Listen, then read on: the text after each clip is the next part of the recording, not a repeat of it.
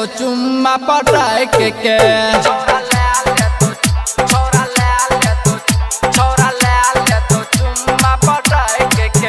छोरिया ना नहीं निकलेंगे गेट पे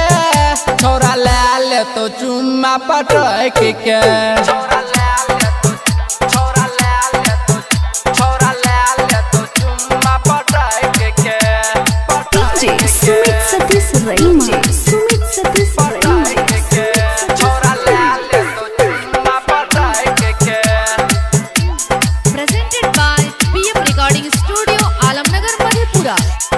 बारी हुरे दंग छोरे होई तो हो आएगे छोरा पभे दारू पी के करे राई छाएगे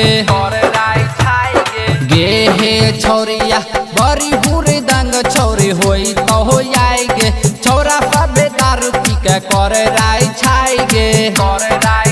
वाइफन किया कपड़ा पे नहीं छोटे गे वाइफन किया कपड़ा पे नहीं होट गे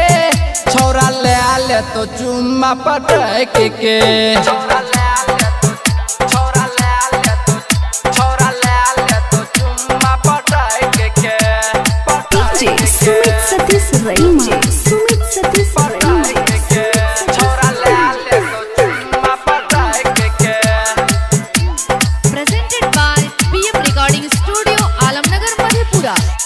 राइटर मन तोहफा करे छो छटा पट गे तोरा देख छोरी हो छो लोट पोट गे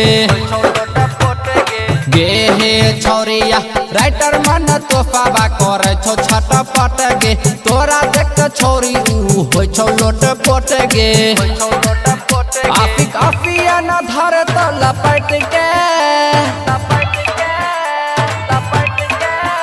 आफिक आफिया न धर तो लपट के छोरी ले तो चुम्मा पटक के